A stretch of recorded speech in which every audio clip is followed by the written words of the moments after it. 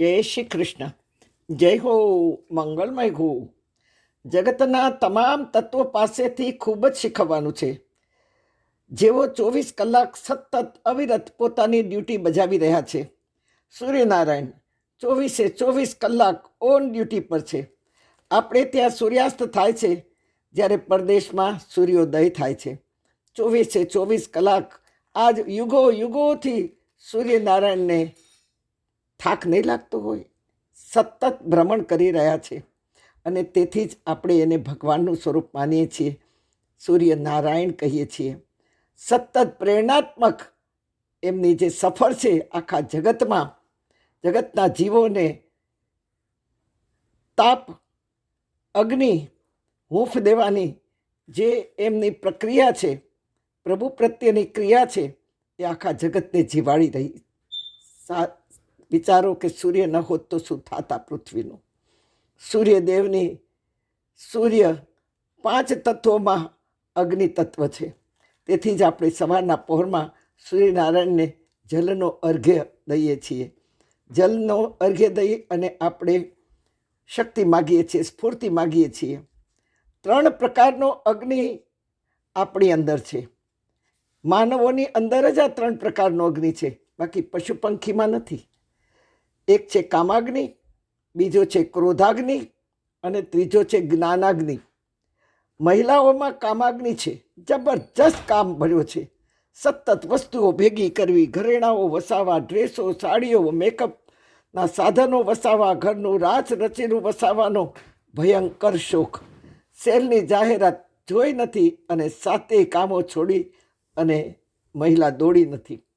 એટલું વસાવે, એટલું વસાવે, એટલું વસાવે કે ભવિષ્યમાં ઘરમાં એટલો ભરાવો થાય, ન કોઈને દેવાનું મન થાય, ન એ વપરાશમાં આવે. વળી અવેર કરતાં પણ આવડે નહીં. નવું પુરાણું થતું જાય અને પુરાણું છે પડ્યું રહે અને નવું વસાવતા જઈએ.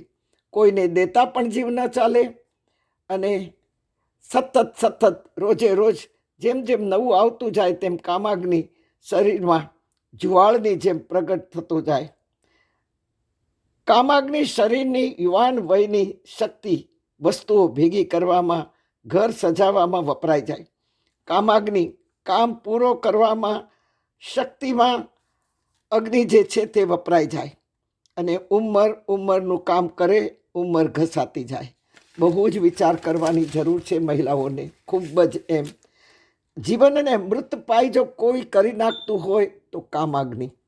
જીવનની અનમોલ ઘડીમાં કામના અગ્નિનો તિખારો પણ પલ પલ પલ પલ જીવનમાં શ્વાસને બાળતો રહે.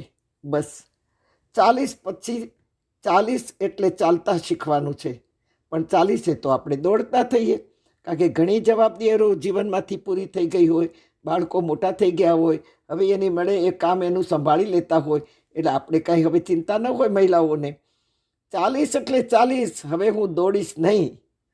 40 પછી બુદ્ધિથી દોડવાનું છે, વિચારોથી ઉડતા થવાનું છે અને ઉડી અને કાર્ય નામના વૃક્ષ પર સ્થિર તથા શીખવાનું છે. કોઈ પણ એવું કાર્ય લઈએ કે જે કાર્યનો છેડો ઈશ્વરને અડતો હોય, જે કાર્યનો છેડો કરતા પરમાત્માને અડતો હોય, એ કાર્ય ઉપર આપણી દ્રષ્ટિ સ્થિર થવી જોઈએ. હા, પણ આપણા શરીરમાં કામઅગ્નિનો ભઠ્ઠો બળતો હોય છે. નવું આવ્યું નથી, નવું વસાવ્યું નથી, નવું જોયું નથી અને વળી નવું મન થયું નથી વસાવવાનું. હા, તેમાં બીજાની સલાહો, જેવી વ્યક્તિ આપણા જેવા જ ટેસ્ટની હોય, એમાં એકબીજાની સલાહોથી આ કામાગ્નિમાં ભડકો થતો હોય. આપણે એમાંથી છૂટીએ નહીં, એ આપણામાંથી ભૂલી ન શકીએ, એ પણ છૂટે નહીં. સામી વ્યક્તિએ આપણે વૃદ્ધાવસ્થાથી તરફ જઈ રહ્યા છીએ એ પણ આપણને અંદરથી ભાન થતું નથી. વૃદ્ધાવસ્થા દોડતી આપણી તરફ આવી રહી છે અને આપણે પણ દોડતા એની તરફ જઈ રહ્યા છીએ.